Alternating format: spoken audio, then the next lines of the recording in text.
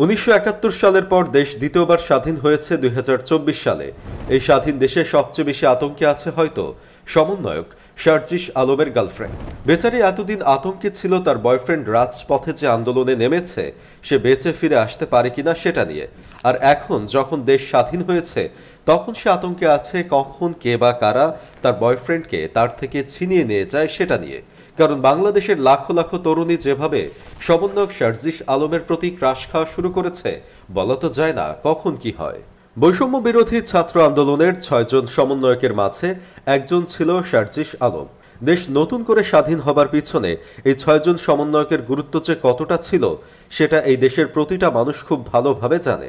শারজিস আলম মিডিয়াকে বলেছে ২০২৪ সালে এসে আমি এমন একটা বাংলাদেশ চাই যেখানে মিডিয়ার ভাই বোনেরা সত্যি তথ্যটা মানুষের কাছে তুলে ধরতে পারবেন। এমন একটা শিক্ষা ব্যবস্থা চাই যেটা দিয়ে আমরা পুরো বিশ্বকে চ্যালেঞ্জ করতে পারবো। এমন একটা স্বাস্থ্য ব্যবস্থা চাই যেটা একদম প্রত্যন্ত এলাকার মানুষ নিশ্চিন্তে সেটি নিতে পারবে। এমন একটি বিচার ব্যবস্থা চাই যেখানে যে ধর্মের যে বর্ণের যে রাজনৈতিক পরিচয়ের হোক না কেন নিশ্চিন্তে সত্য একটি বিচার পাবে। এবং এমন একটি আইন শৃঙ্খলা রক্ষাকারী বাহিনী চাই যেটি আমার আস্থার জায়গা হবে।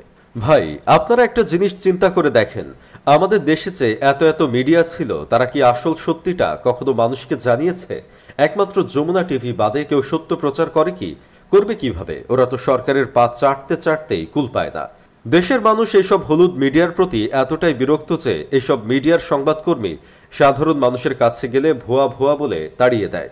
আসলেই এটা বদলানো উচিত। আমাদের শিক্ষা ব্যবস্থা এতটাই খারাপ হয়ে গেছে যে স্কুলে পোলাপানদের শেখায় কিভাবে ডিম ভাজি করতে হয়, কিভাবে বিছানা গোছাতে হয়, অথচ অন্য দেশের পোলাপানরা ৭-৮ বছর বয়সেই রোবট বানানো শিখে যায়। আমাদের শিক্ষা ব্যবস্থা বদলানো উচিত। আমাদের দেশের স্বাস্থ্য ব্যবস্থা তো শিক্ষা ব্যবস্থার থেকেও আরও বেশি খারাপ। কোনো সুস্থ মানুষ যদি রোগী নিয়ে সরকারি হাসপাতালে যায় তাহলে সে নিজে অসুস্থ হয়ে যাবে। সময় মতো ডাক্তারদের খুঁজে পাওয়া যায় না। সরকারি হাসপাতালের নার্সদের পাওয়ার ডাক্তারের চেয়েও বেশি। তাদের একটা কথা দুইবার জিজ্ঞেস করলে এমন ধমক দেয় যে কলিজা কেঁপে ওঠে।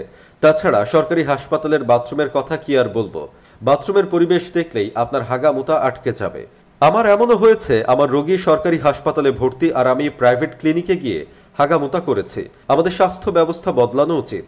শিক্ষা ব্যবস্থা স্বাস্থ্য ব্যবস্থার চেয়েও বাজে হলো আমাদের দেশের বিচার ব্যবস্থা। আপনি আদালতে মাসের পর মাস ঘুরবেন, বছরের পর বছর ঘুরবেন, আপনি বিচার পাবেন না।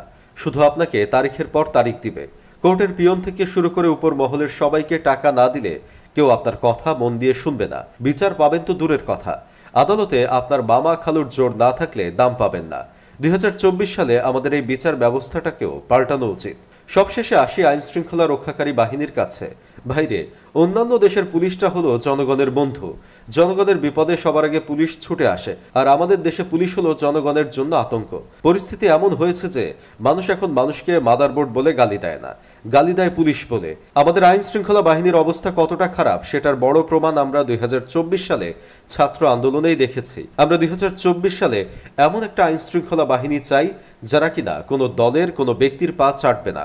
তারা ন্যায়কে ন্যায় আর অন্যায়কে অন্যায় বলবে। যাই হোক, শেষমেশ আমি গোলাম হোসেন একটা কাজের কথা কই, শারজিস আলমের মতো আমিও এমন একটা বাংলাদেশ চাই যে বাংলাদেশে কোনো দুর্নীতি হবে না, কোনো অনিয়ম হবে না, বাংলার প্রতিটা মানুষ মাথা উঁচু করে বাঁচবে।